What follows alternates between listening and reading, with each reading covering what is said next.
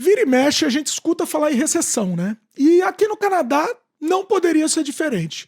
No vídeo de hoje a gente vai conversar como a gente pode se preparar para enfrentar uma recessão, né? A gente vai focar aqui no Canadá, mas funciona também para quem estiver em outros lugares, também vai funcionar. Sim. É isso? E é aquilo, né? Quando a gente está conversando aqui antes, eu estava lembrando, você colocar a palavra recessão no título sempre atrai gente para assistir. Pois é. E é importante, eu acho que é importante. Para a gente se preparar, eu acho que é legal. É uma coisa... né? Como sempre, objetivo educativo. Pois é. Bom, pessoal, lembra já no começo do vídeo, já lembra de dar um like pro vídeo furar a bolha, passar para frente, né? Espalha o vídeo, compartilha, né? Que vai ser um assunto muito legal e muito importante de ser conversado. Beleza? Antes da gente entrar na conversa, vamos dar a dica pro pessoal da Actus Financial. Para quem está se preparando financeiramente para vir para o Canadá, ou já está no Canadá com dinheiro para investir, quer fazer seu dinheiro render de verdade, não deixar parado no banco, a gente recomenda fortemente que vocês entrem em contato com a Actus Financial. A gente trabalha com a Actus Financial há muitos anos, eu invisto meu dinheiro com a Actus, tenho tido um resultado muito, muito bom. E eu recomendo fortemente que vocês entrem em contato. Como é que faz, pessoal? É só escrever para cd@actusfinancial.com e a gente vai te atender e te ajudar a entender o que é finanças no Canadá, o que é investir no Canadá, o que é possível fazer dentro dos seus objetivos, dentro do seu perfil. Muito bom, muito bom. Os contatos estão aqui embaixo na descrição e também no comentário fixado. Recessão. Vamos lá, vamos pro tema. Recessão aqui. Tema, letras garrafais. Letras recessão. Piscando, assim, ó. Como o Dimitri falou, vou fazer a foto. Desespero, né? Bota aqui, editor, bota piscando aqui na tela, recessão, assim, ó, piscando em várias cores. A gente realmente estava até conversando, né, e comentando um canal de um outro financial advisor, no caso americano, que a gente de vez em quando assiste os vídeos, porque tem algumas informações boas sobre aposentadoria, sobretudo porque essa pessoa já é aposentada, então ele traz muito da experiência pessoal dele, e ele agora só está falando de recessão. Só. Não só aí ele. aparece aqueles thumbnail. O mundo. Ele e o mundo. E a gente, inclusive. É nozes. É muito apelativo, na minha opinião. Só essa semana o mercado já quebrou 3 vezes no canal dele. Essa semana, tá?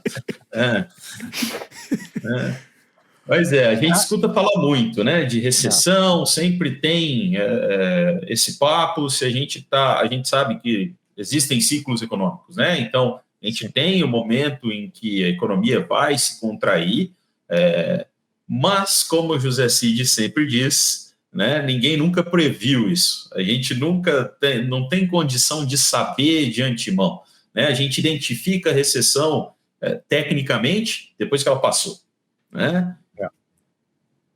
Essa é a verdade, né? A recessão é um exercício de análise do passado.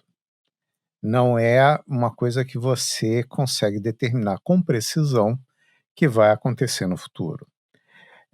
Sobretudo que, para quem conhece bem análise estatística, cada recessão tem características próprias. E a realidade é que quando a gente analisa o passado, a gente vê que mais ou menos aí cada 5, 10 anos tem uma recessão. Algumas são mais sentidas do que as outras, algumas são localizadas geograficamente, são centradas em um determinado setor da economia.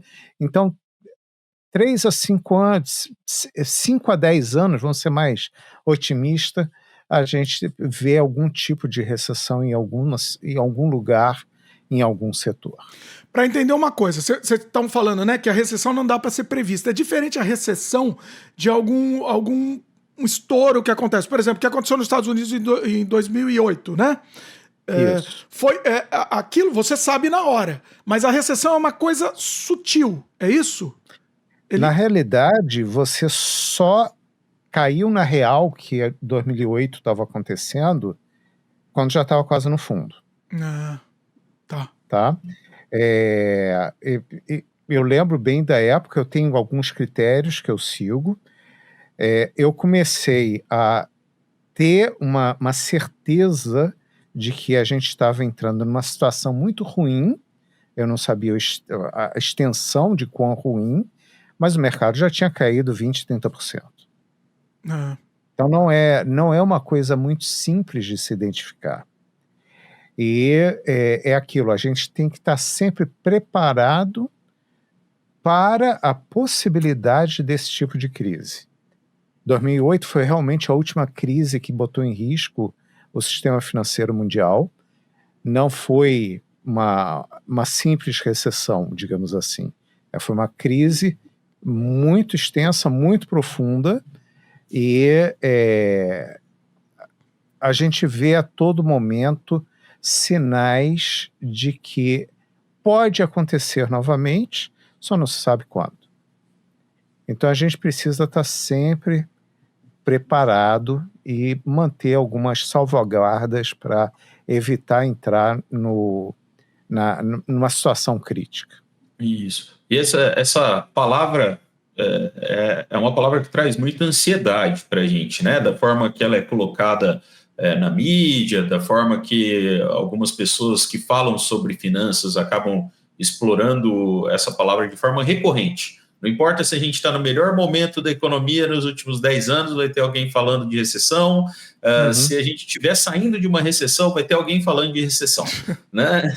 Então, essa preparação que o José Cid comentou agora é algo que ajuda a gente a reduzir esse nível de ansiedade, porque se a gente estiver bem preparado, bem calçado, ainda que a gente passe por um momento de instabilidade, o país passe por um momento de instabilidade econômica, os efeitos serão menores, vão afetar a gente de uma forma menos drástica, menos pesada, né?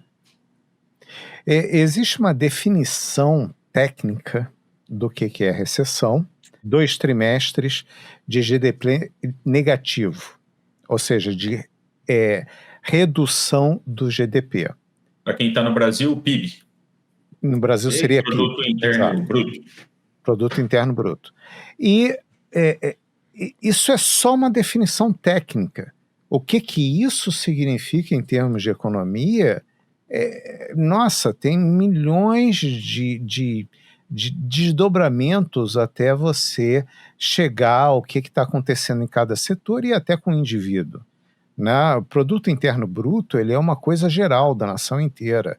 É um cálculo também, novamente, muito técnico, existe uma fórmula e você calcula um número. Mas o que significa? Caiu 2 trimestres seguidos. Normalmente você sabe isso quase no final do 3º semestre. Então é sempre atrasado. E não dá mais tempo. Depois que foi publicado que a recessão realmente está instalada, não dá mais tempo de você fazer nada. Já caiu 2 trimestres seguidos, quase 3, e o que você vai fazer? Não? Mas o que Agora, mas teoricamente fazer é melhor não fazer? Talvez seja melhor não fazer nada nesse momento? Ou depende do caso? Cada caso é um caso, cada pessoa é uma pessoa. Os investimentos já estavam preparados antes para uma situação dessa? Não estavam? A pessoa continua empregada, está desempregada, é aposentado, não é aposentado? Muitas perguntas, né? Muitas variáveis, né? Muitas variáveis. Isso. Mas qual é o país que está acontecendo isso? Isso também. Seus investimentos estão em que país? Tudo isso influencia. Mas tem algumas dicas que a gente pode dar, acredito, algumas dicas práticas, né? Sim. Para o pessoal, para minimamente reduzir os efeitos. É lógico que se você estiver morando talvez numa Argentina, e o que aconteceu nos 20, 30 anos na Argentina, vai ser difícil se defender dos efeitos da recessão. Se for a longuíssimo prazo, né? Você está querendo dizer. Exato. Mas se a gente estiver falando dos ciclos mais comuns durante a história, né, são períodos mais curtos, né, principalmente em economias mais desenvolvidas, né? Então, se a gente for partir para conselhos práticos Acho que o primeiro ponto a gente já falou aqui no canal de budget, né, de fazer o orçamento, então acho que o primeiro ponto é conhecer onde o seu dinheiro vai, né? Exato. Cada pessoa vai ter um jeito de controlar isso, tem gente que gosta de fazer budget, planilha, anotar no caderninho, enfim, mas saber onde você está gastando seu dinheiro é o primeiro ponto para sofrer menos numa recessão. Uhum. E outra coisa também que as pessoas normalmente pensam, recessão acabou o mundo. Não, de forma alguma. Recessão ela pode gerar oportunidades. Você está preparado emocionalmente para aproveitar essas oportunidades. Muito mais emocionalmente do que financeiramente, por incrível que pareça. Porque, como o Caio falou lá no início, só a palavra recessão já gera ansiedade. Ansiedade porque incerteza é todo aquele hype que foi criado ao longo de décadas de escutar no noticiário econômico, né? É que nem filme de terror. Tem sempre aquela música que entra antes da Jump scare, né? Ele cena acontecer. Antes do monstro pular na mocinha, tem sempre aquela música que vai acontecendo. Já vai criando a expectativa, né? Vai criando aquela expectativa, já vai subindo a pressão de quem está assistindo o filme. É a mesma coisa, a notícia funciona da mesma forma. O problema é que na economia, às vezes, essa musiquinha que vai gerando atenção fica tocando por década, né? E aí gerando ansiedade. Você não sabe quando o monstro vai pular, né? Só fica o tchan, fica o tchan. Você não sabe quando o monstro vem, você sabe que ele vem em algum momento. Exato. E talvez saindo até um pouco fora da área financeira, né? Se você começa a estudar o que é ansiedade e o que a ansiedade faz no organismo, a última coisa que você vai querer é ser ansioso, você vai querer virar um monge budista, porque, cara, a ansiedade é destrutivo. Sim. E a gente vive em uma sociedade que é governada ou digamos assim, alimentada por ansiedade. Sim. Então, para a gente buscar aí, José, para a gente ajudar o pessoal, né, a reduzir a ansiedade. Primeira coisa, não assiste notícia do Brasil. Só do Brasil? Do Canadá pode, né? Aqui a gente tem notícia aqui, do Canadá pode. Do Canadá pode, desde que não seja notícia do setor econômico. Eita, nós. O pessoal não vai nem assistir nossos vídeos aqui. Assista. Aqui pode assistir, pessoal. Aqui tá liberado. Esse aqui, a gente tem as dicas para... Eu lembro de um amigo meu que ele falava que ele comprava o jornal todo dia e lia o jornal todo dia. A página disposta, o resto era para o cachorro fazer xixi.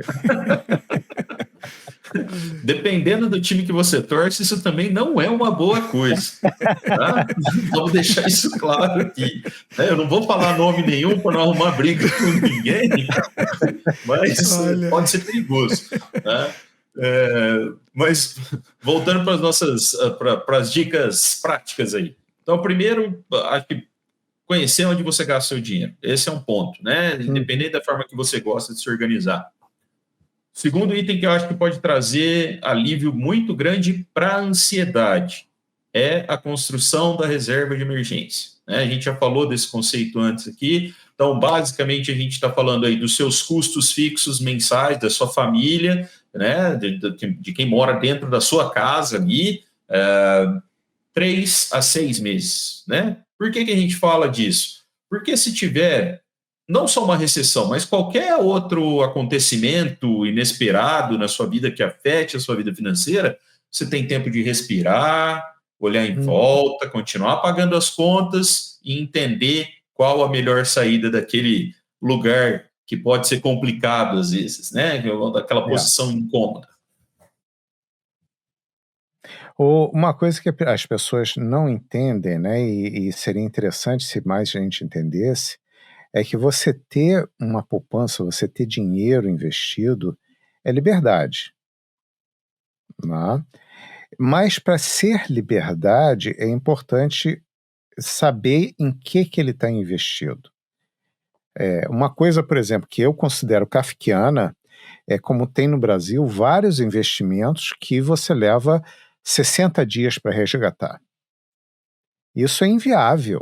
É inviável. Você não consegue montar uma estratégia de controle de risco desse jeito. Exato. Investimento que você investe, mas só pode resgatar daqui a 1 ano, 2 anos, 3 anos, 10 anos. Isso é inviável. Isso aqui no Canadá não é comum. Existe e é muito comum. Ah.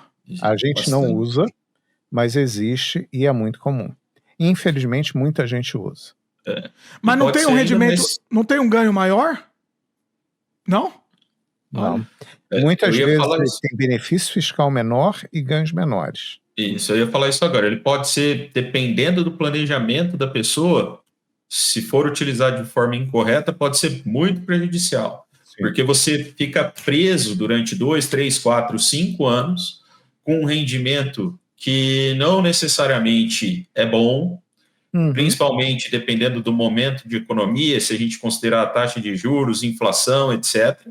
E dependendo da forma, da ferramenta que foi utilizada para investir esse dinheiro, você ainda vai pagar imposto de renda sobre os rendimentos, etc. Então, tem que fazer uma análise bem completa para entender se faz sentido usar esse tipo de ferramenta. É algo que, na nossa visão, não faz tanto sentido.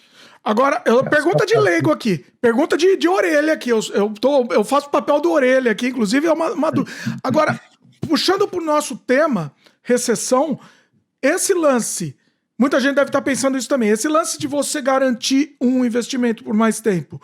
Vou garantir uma taxa boa por 5 anos, X anos. Não seria interessante em termos de você... Como é que você sabe que a taxa é boa? Boa historicamente. Até agora, essa taxa está ok. Boa historicamente. Então, por exemplo, olhando a história recente, tá? E desculpe o puxão de orelha, Dimitri. Taxa de juros estava baixíssima no Canadá. Historicamente, já sei. Não é normal. Já sei o que ele vai falar. O José não perde a oportunidade, mas manda aí, José. Manda ver, é uma vida. Eu mereço. Taxa baixa não é o normal. Aí você vai fazer uma dívida de 20 anos só porque a taxa está baixa? Não, você tá falando de outra coisa. Tá. Eu achei que... É que o José, ele me puxa a orelha em várias coisas, né? A puxar de orelha foi outra, então. Ele falou de comprar imóvel dependendo da época. Agora, eu achei que você ia puxar minha orelha. Não, tô falando só da taxa de juros. Tá bom, a taxa de juros está baixa, faria sentido, né? Se esse fosse o normal, faria sentido você comprar uma coisa cara e pagar juros, né? Mas esse não é o normal histórico. Então, o mais provável é que a taxa de juros vá subir.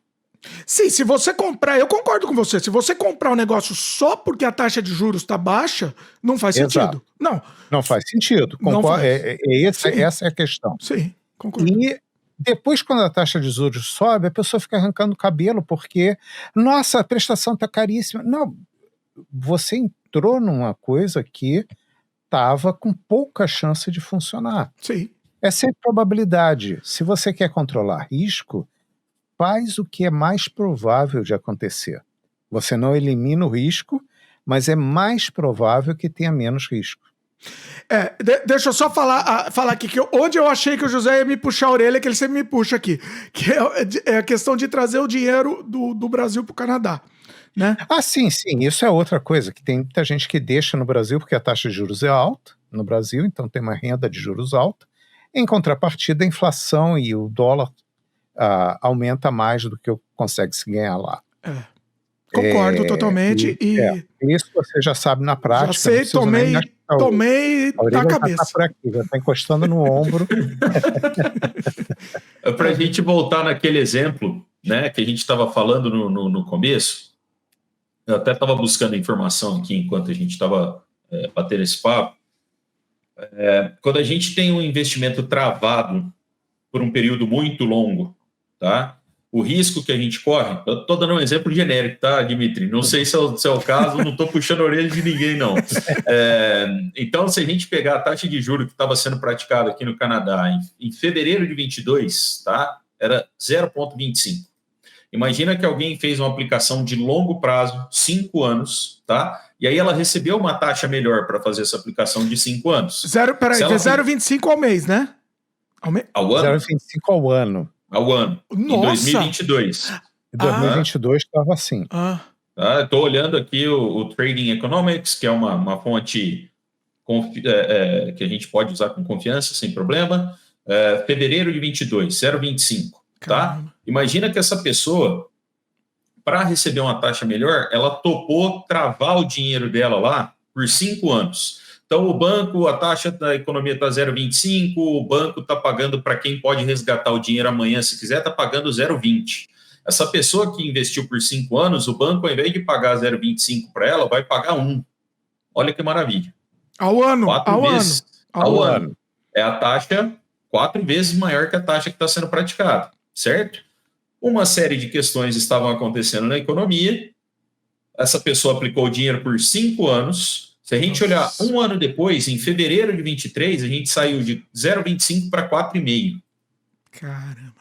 E essa pessoa vai continuar recebendo 1% ao ano durante 5 anos.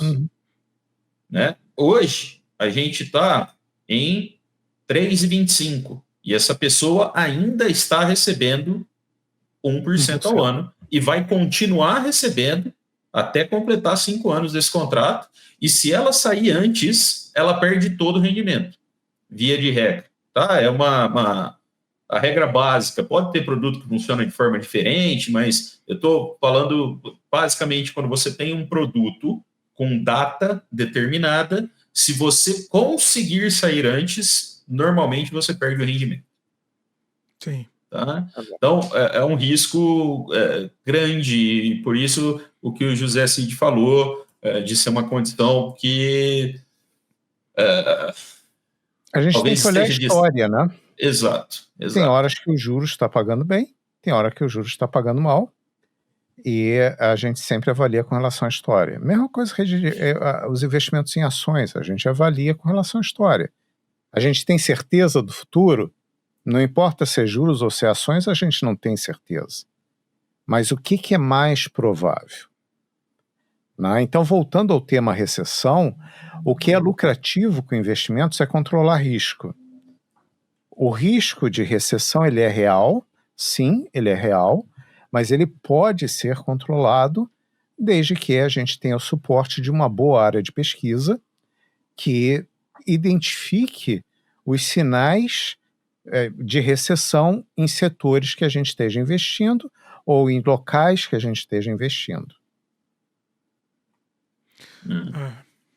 Que mais que a gente... Oi, fala, desculpa. A principal dica, né, que a gente deixa é: vai ter recessão? Com certeza.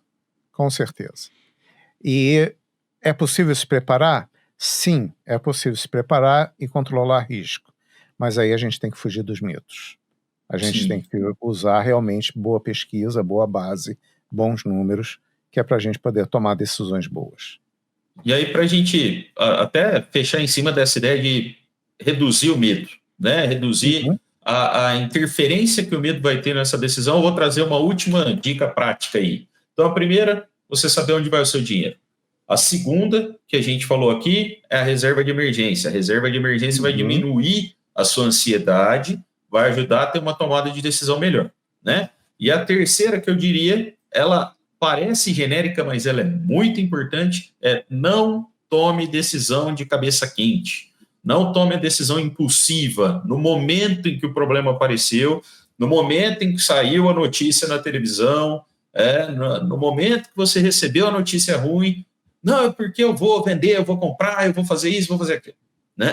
Então, acho que o grupo, as 3 dicas, elas se completam, né? Se você sabe onde você gasta, se você tem a reserva de emergência, o momento que o problema aparece, vai ser mais fácil manter a calma. Vai ser mais fácil pensar nas possibilidades, porque eu tenho algum tempo, eu tenho alguma margem de manobra para ver qual é o meu próximo passo, e eu acho que isso acaba ajudando a controlar o medo. Isso é um pouco do paradigma nosso brasileiro, né? Porque no Brasil é muito difícil você prever o futuro. Tudo pode mudar da noite para o dia. Aqui a gente tem uma estabilidade de instituições, estabilidade legal, então é mais fácil da gente planejar e se preparar para riscos, para minimizar riscos.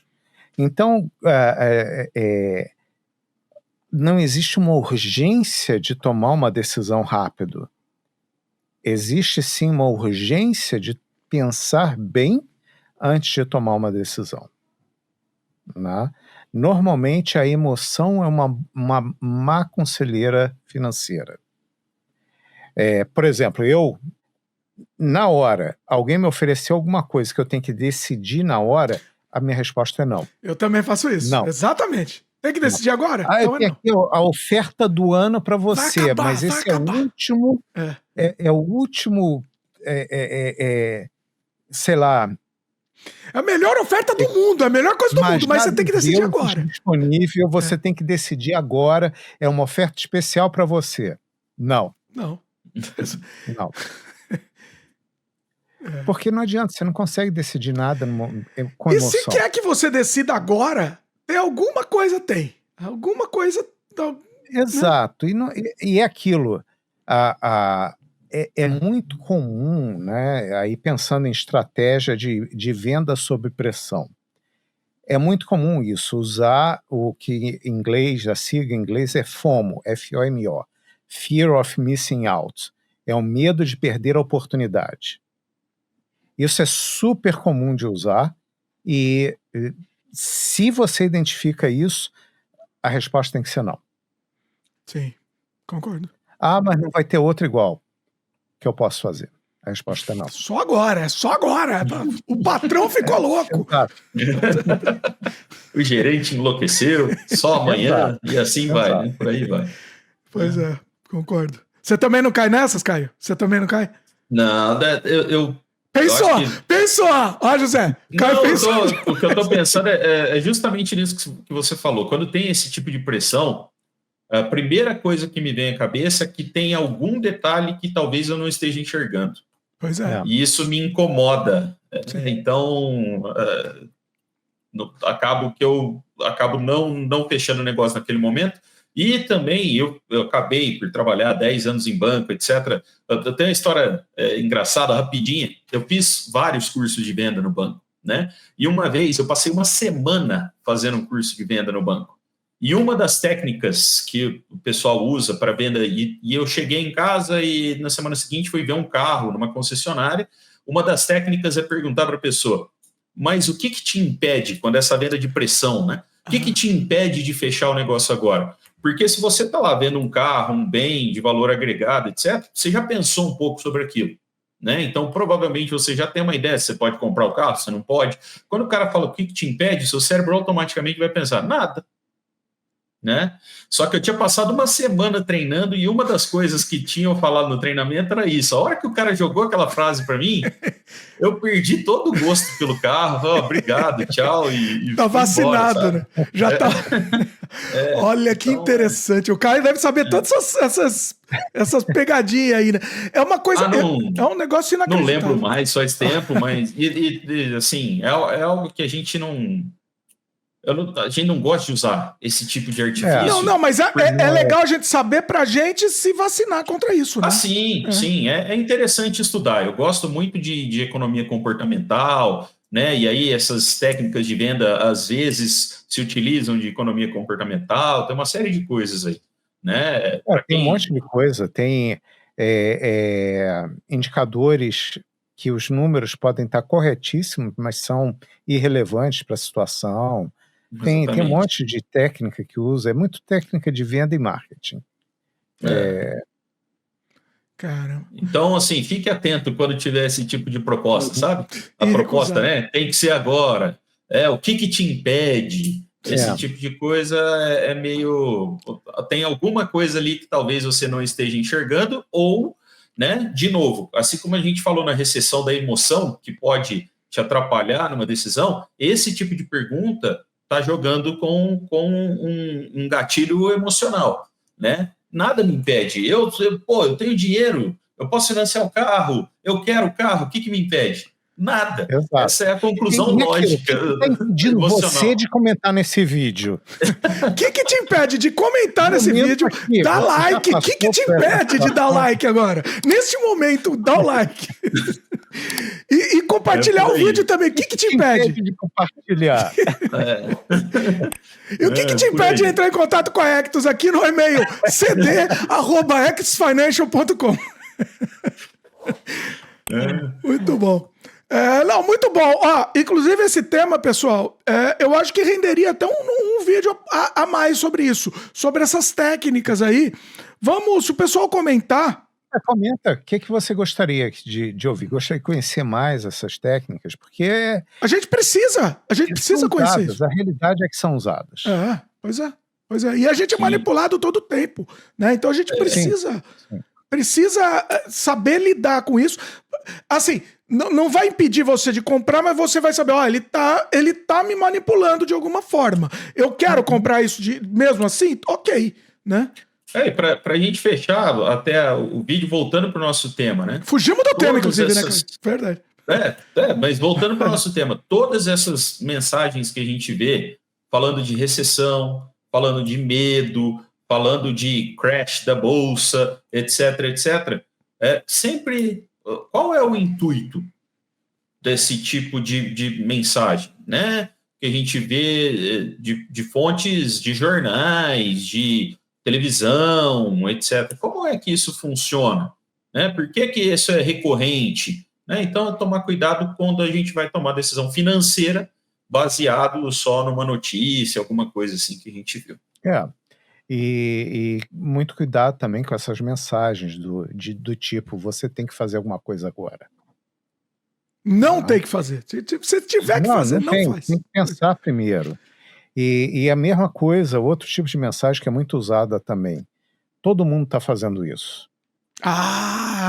Se todo mundo, como é que eu vou ficar de fora, né? Eu tentei com a minha mãe muito tempo, não funcionava. Não funciona com mãe, não adianta. Com mãe não adianta. Olha aí. Mas eu gostei muito desse tema, viu? Eu faria um vídeo só sobre isso. Só que o pessoal vai ter que comentar, vai ter que engajar aí, pessoal. Quem engaja aqui, pergunta. Pois é. Nada te impede de engajar aqui agora e comentar sobre isso. Pois é. Isso. Bom, já dei o contato aqui de novo do pessoal da Ectus, mas eu vou deixar aqui embaixo também na descrição e no comentário fixado também para facilitar. O pessoal pode te ajudar aqui no investimento para você se preparar, inclusive, para a recessão. Inclusive, olha a deixa aí que eu fiz. Realmente, te blindar o máximo possível. Pode falar assim? Faz sentido? Blindar no que der. Não é questão de blindar, mas questão de você estar preparado, só isso. Sim, pois é. Você reduz o efeito, né? Reduz o efeito. Como a gente falou, dependendo do que acontecer, não tem blindagem, né? Não. Exato. Para muita gente, recessão é uma oportunidade. Para outras pessoas, pode não ser. Pois é. Cada caso é um caso. É isso. Muito bom, pessoal. Muito bom.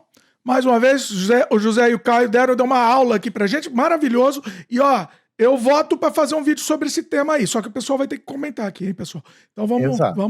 Se o pessoal comentar aí, eu volto para estudar essas questões, para lembrar, né? Porque faz muito tempo isso. Então tem que refrescar a memória aqui, mas se o pessoal comentar e quiser que a gente faça um vídeo nesse sentido, a gente volta nesse tema assim. Ajuda aí, pessoal. Ajuda, porque eu que quero esse vídeo, inclusive. Então ajuda aí, pessoal. Comenta aqui embaixo e engaja, beleza? E passa pra frente.